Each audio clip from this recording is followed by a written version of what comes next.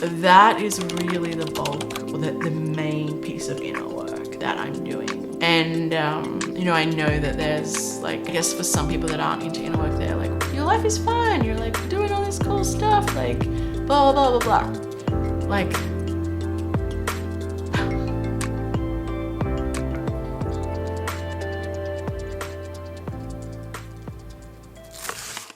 hello, welcome back, and welcome to another episode of the Ride with Chloe show.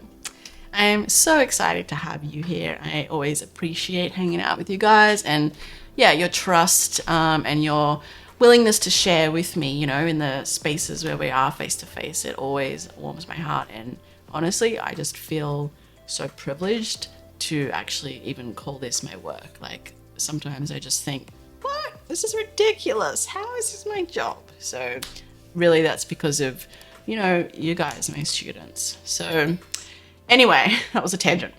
So today, so I asked some of my students to send me their questions, and I said I would make a podcast episode on each of them where I can go into a little bit more depth than what I would normally cover on an Instagram post.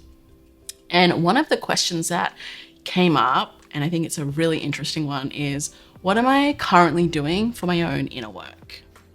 So I love this because it's not really something that I would have thought to share on my own. And it's not really something I write a whole lot about on Instagram. But basically, I'm obsessed with inner work. Like, literally, I'm obsessed. Probably to a bit of an unhealthy level. But anyway, it is what it is. When I'm into things, I'm like really fucking into them. And I have been in a way for a long time. It started like, initially it was more like accidental and intuitive. Like, even my first book was me really doing inner work in the sense of learning how to communicate with my mother. But I didn't have like awareness that that is what I was doing. I didn't know that I was like trying to heal through inner work, right? Whereas now it's, I guess, much more of a conscious thing, and I like dedicate time to it every day and blah, blah, blah. So what am I currently working on? So many different things, but probably the biggest thing right now is I have a trauma therapist who is amazing, and I see her every week, sometimes twice, sometimes once. So on the weeks where we meet twice, we usually have one embodiment or practice session where I'm actually like doing the therapy or receiving the therapy with her, however you want to phrase it. And then the second session is like just intellectual learning for my own development as a coach and professional space holder in terms of how I can better support my students from a more trauma-informed perspective. So I'm not actually doing 2 therapy sessions per week. One is, learning, and then one I'm actually just doing the therapy. So I just love this woman so much. I had always been doing inner work, but I wasn't really doing specific trauma work until I met Kelly. And I'd been wanting to do trauma work for a while, but I just hadn't really found the right person. And I knew like there were different modalities that I really wanted to try, but I kind of wanted to do it in person where I live, but then I just didn't find the right person and all the rest of it. And then I found Kelly. And what I love about her is that she's trained in so many of those modalities that I was interested in, but which I thought I was going to have to find separate practitioners for. So she's trained in IFS, so we do a lot of parts work together, which is basically like shadow work on steroids. She's also trained in EMDR, so we will sometimes do EMDR, although I personally haven't found it like, I'm not super obsessed with EMDR as I am with some of the other modalities, but we do sometimes that. We do a lot of like inner child work together. I'm going to break all this down, what this actually means, in a moment. So don't worry if none of this is making sense. You're not alone. And then we do a lot of like somatics. Well, somatics is kind of the precursor to everything, right?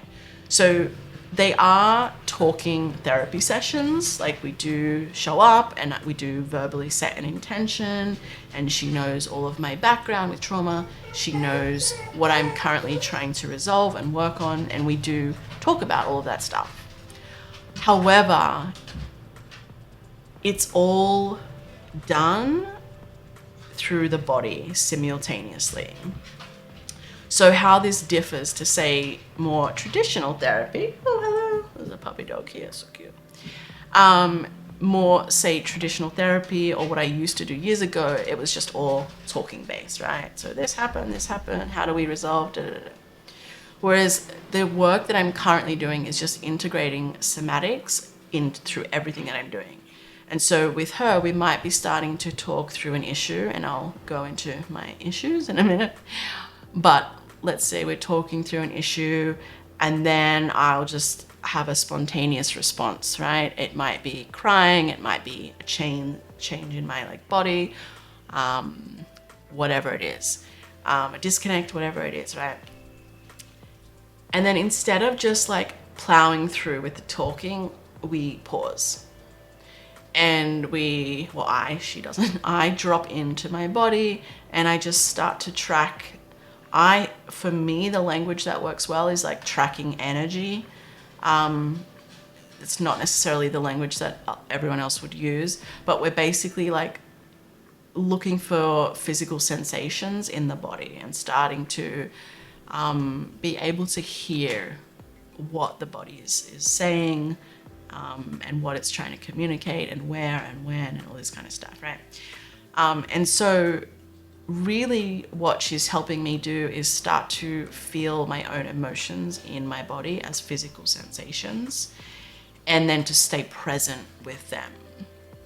So, I mean, I think a lot of people grew up in an environment where they were never really modeled how to be with their own emotions. And I know for myself, growing up, a pretty common thing is if, one of the kids would fall over and then they start crying, the way that an adult might try to comfort that child would be to downplay it and distract. So downplay and distract. Oh, you're fine, nothing happened. That, give me a smile. You're okay. You want a lollipop? Here's a lollipop. Right? So downplay and distract.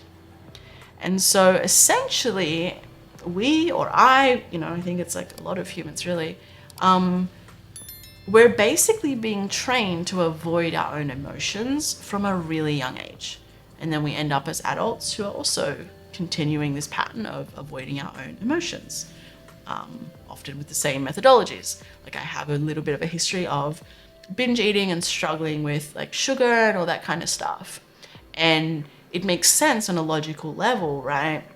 Because looking back, that was one of the ways as a child I would be comforted when I had an emotional experience that the adults didn't, consciously know how to deal with in a more conscious way, right? Obviously, this was not intentional, and this is pretty widespread, this sort of not training children in how to be with their own emotions. So it's not just me, this is pretty common. And I would say most of the students that come to me, they also struggle with this issue. And this is partly what we're working on together in our writing is, learning to be with our emotions. And it's funny, one of my students said to me the other day, oh, you're so good at moving emotions. I see in class how you're just able to receive and hold everyone. And even when your own emotion comes up, it's there, it's felt, and then it's let go. And that was so interesting to me because, it is. It's a skill that has to be learnt. Well, I guess some would argue that it is actually intuitive from a young age, but then it's trained out of us, right? So it stops being intuitive. And so then it becomes a skill that you have to relearn. But for me, there's always been a gap. I've struggled with various addictions. I shouldn't even talk in the past tense. I still struggle with a couple of addictions they're not like hardcore addictions or anything. They don't like affect my ability to show up. And you know, to be honest, I think most adults have some addiction, whether it's shopping or sugar or like dating and sex or whatever it is, right? But I'm personally really interested in breaking some of those patterns, not because doing any of those behaviors is wrong in themselves, but when we're doing them to sort of avoid our emotions, there's something deeper going on, right? And so that's really what led me to start working with Kelly. It's like, how can I, basically like stop being an addict, really? Oh, now I'm gonna cry. Oh, yeah. I didn't expect this episode to go into this topic. But, like, see, even right now, you can see this impulse in me to keep talking. So to push the tears back and to keep talking, literally what I'm doing right in front of you right now. So, like, this is, like, actually a pattern of avoiding emotion that you just saw play out in real time. And obviously I'm conscious of respecting people's time that are viewing this, although that's probably just an excuse. So I wouldn't necessarily do it here, but if I'm on my own or if I'm with my therapist or even with certain friends, what we would be doing in that moment instead is actually stopping the talking, probably closing the eyes, going inwards, and just attuning to what is alive in the body and just noticing the physical sensations. And then just, for me, I like to kind of talk to my emotions and let them know that they're welcome here, that they're welcome, and I want to hear from them and I value them. Because it's something that I didn't get growing up, you know, something that most people didn't get growing up. So that is really the bulk, or the main piece of inner work that I'm doing. And, you know, I know that there's like, I guess for some people that aren't into inner work, they're like, your life is fine. You're like doing all this cool stuff, like blah, blah, blah, blah. Like,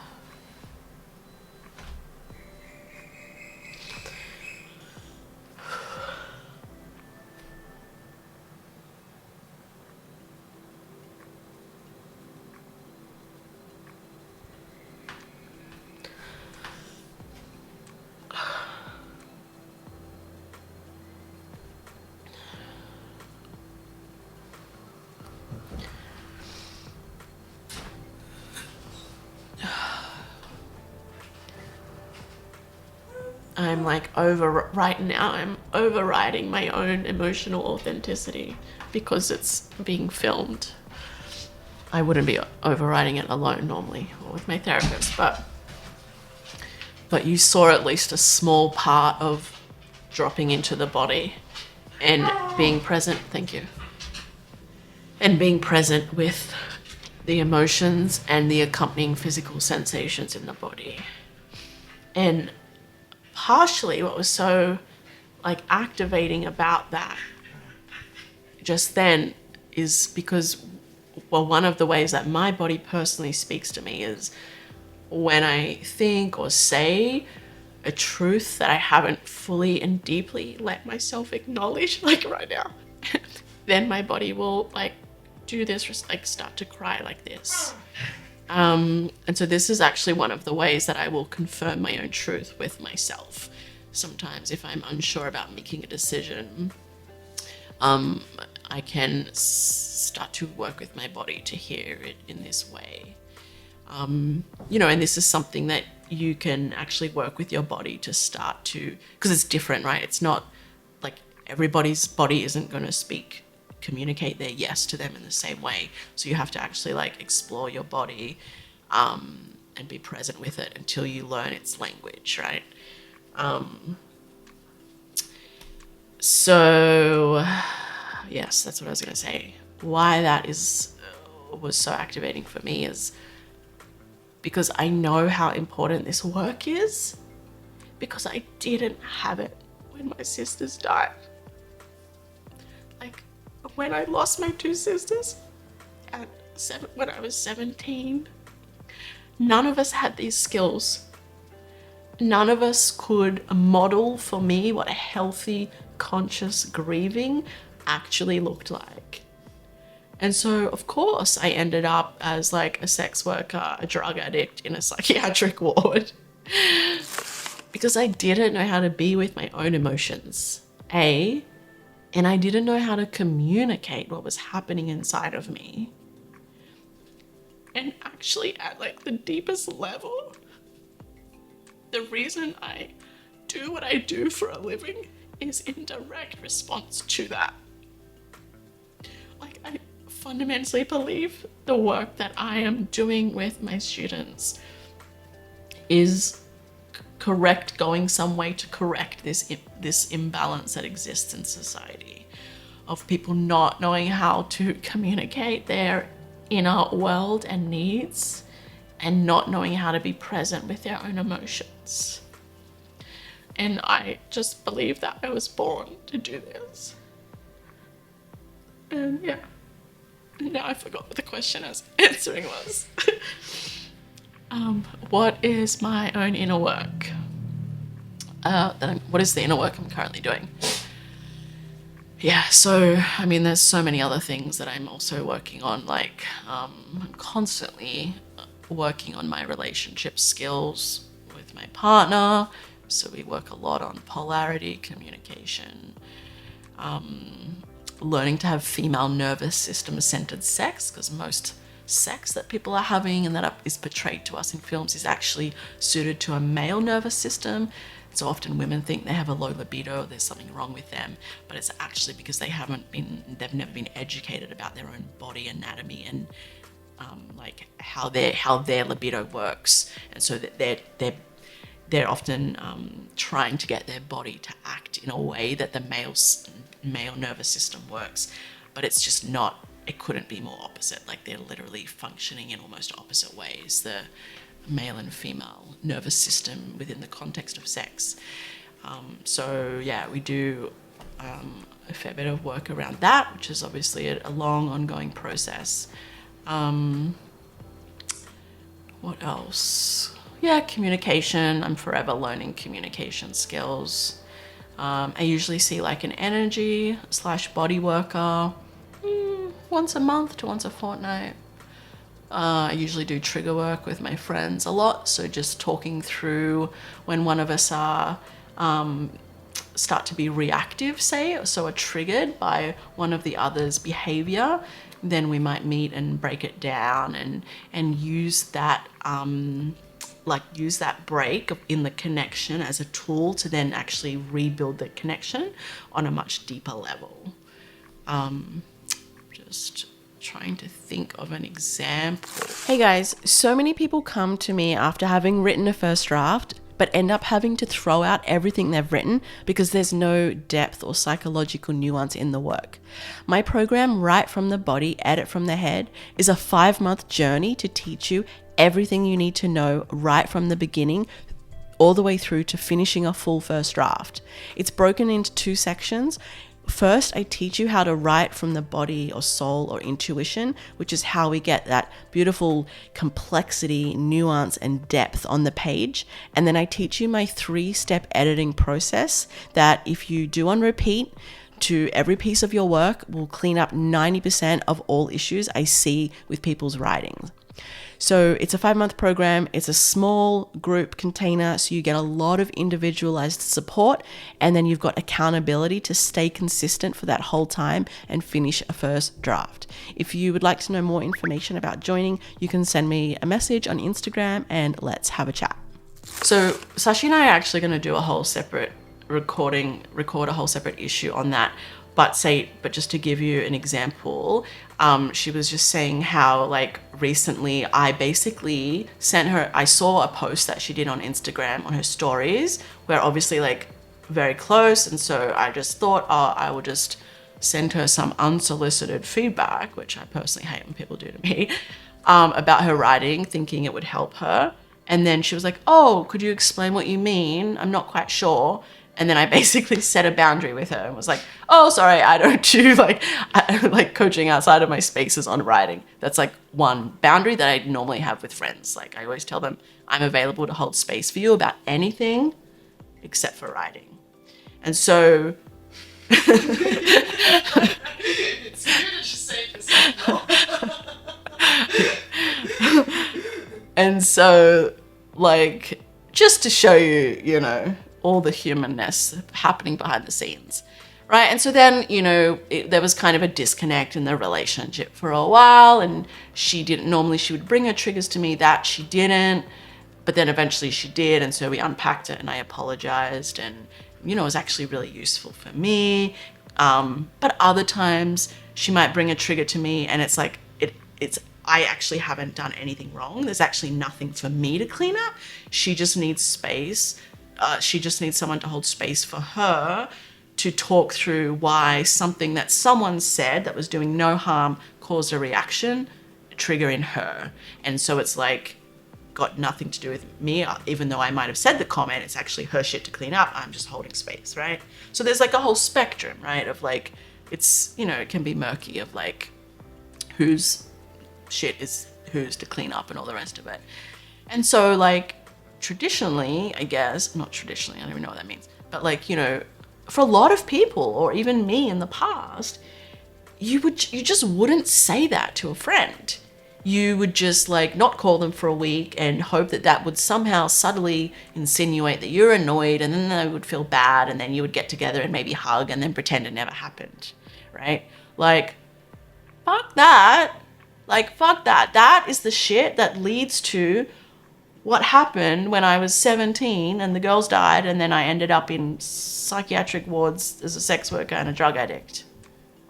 And so it's like everything that I do in my life is, I was going to say not everything, but like that's a lie. It is everything. Is kind of like indirect response to the skills that I did not have back then. And it's like messy, and like I make mistakes all the time, and like, you know, sometimes I still shout at my mom and my boyfriend. But I think the key here is that we're asking the questions, we're having the conversations. Like that's it. Like that for me, that's the deciding factor of like, are you actually showing up and doing inner work and working to become conscious? And if the answer is yes to the question of like, are you having conversations about these things, then, sorry, that didn't make sense. Like, what am I trying to say? Like, I guess in the past, the kind of benchmark that I set for myself was perfection. Oh, I'm conscious once I'm not making any mistakes, or once I don't have any triggers. And I think sometimes people can look at like online coaches and think they don't have triggers, they don't make mistakes, they don't have flaws, whatever it is. Whereas I no longer think that.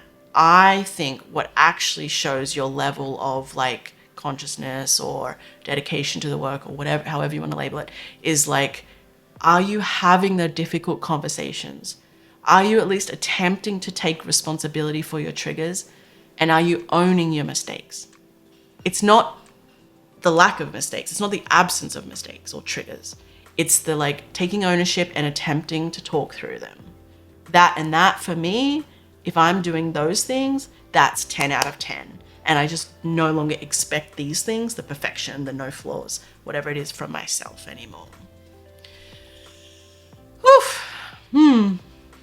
So welcome to my brain and heart and body. And this is what I do for a living. This is what lights me up. And this is what goes down in the spaces that I hold. So I have a 5-month program called Write from the Body, Edit from the Head. And the whole thing is basically a journey into vulnerability and authenticity and shame and triggers and also joy and pleasure and laughter, right? But it's like learning to let yourself be seen, learning to let yourself learn how to communicate, and documenting the process in a way that also leads to a book that will be able to be published by the mainstream market, which is what happened with my first book, right? And it won or got shortlisted for 3 national awards, had multiple agents and publishers across America and Australia pitching against each other to represent it, blah, blah, blah, right? All the things. So it's not like I'm not coaching people writing self-help at all. It's not overt self-help at all. It's straight fiction, memoir, nonfiction, but this inner work is like the base that sits beneath it. And the spaces, or this program, Write from the Body, Edit from the Head, it's just teaching you a lot of these skills alongside the writing journey. So I'm going to leave a link below. And I think we're also going to run a free workshop also on my editing process as well. So I will pop the link to that below as well. But otherwise, just send me a message on Instagram, reach out, and, we can have a chat. And I would love to have you. Each group is capped at 6. So there's only 6 places available for this next round of Write from the Body. So if you want to jump in, send me a message now and we can have a chat. Okay, holy shit, that was like literally the most vulnerable episode I've ever done. So if you got anything out of this, I would so deeply appreciate if you could write me a review or share this episode with someone you love. This episode is really nailing the crux of why I literally believe this work is like the most important thing in the whole world. So I would appreciate it if you could share it with your loved ones. Thank you. See you next time. Hey guys, so many people come to me after having written a first draft, but end up having to throw out everything they've written because there's no depth or psychological nuance in the work. My program, Write from the Body, Edit from the Head, is a 5-month journey to teach you everything you need to know right from the beginning all the way through to finishing a full first draft. It's broken into 2 sections. First, I teach you how to write from the body or soul or intuition, which is how we get that beautiful complexity, nuance, and depth on the page. And then I teach you my 3-step editing process that if you do on repeat to every piece of your work will clean up 90% of all issues I see with people's writings. So it's a 5-month program. It's a small group container, so you get a lot of individualized support, and then you've got accountability to stay consistent for that whole time and finish a first draft. If you would like to know more information about joining, you can send me a message on Instagram and let's have a chat.